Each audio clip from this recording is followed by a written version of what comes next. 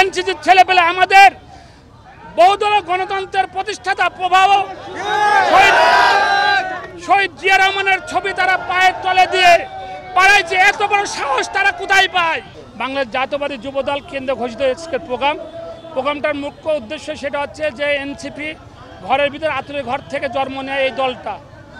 আজ পাশাপাশি আমাদের যে বাংলাদেশের ৭১-এর বিপক্ষে যে শক্তি কাজ করেছে, বাংলাদেশের রাজাকার বলে যারা আখ্যাত, তারা বিগত কয়েকটা দিন আগে আপনারা দেখেছেন যে রফিক নামে যে ছেলেটা মারা গেছে ব্যবসায়িক দ্বন্দ্বে, অথচ তারা সোহাগ নামে অথচ তারা প্রচার করেছে যে এটা তারেক রহমানের নির্দেশনায় মারা গেছে। তারেক রহমানের নামে বিভিন্ন স্লোগান দিয়েছে, অকথ্য ভাষা ব্যবহার করেছে, যেটা রাজনৈতিক ভাষার বৈশিষ্ট্য ভিতর পড়ে না।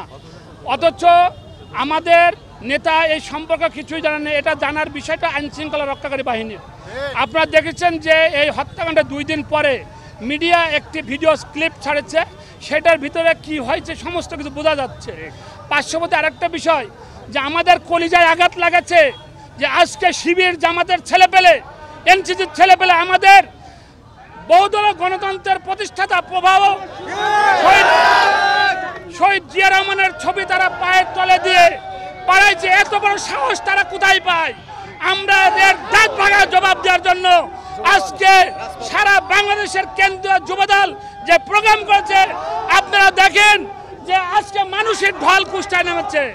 ইনশাল্লাহ আমরা রাজপথের মাধ্যমে জবাব দেব। তারা যদি বেশি বাড়াবাড়ি শুরু করে বাংলাদেশে তাদের ঠাঁই হবে না, রাজপথের মাধ্যমে তাদেরকে বিতাড়িত করা হবে।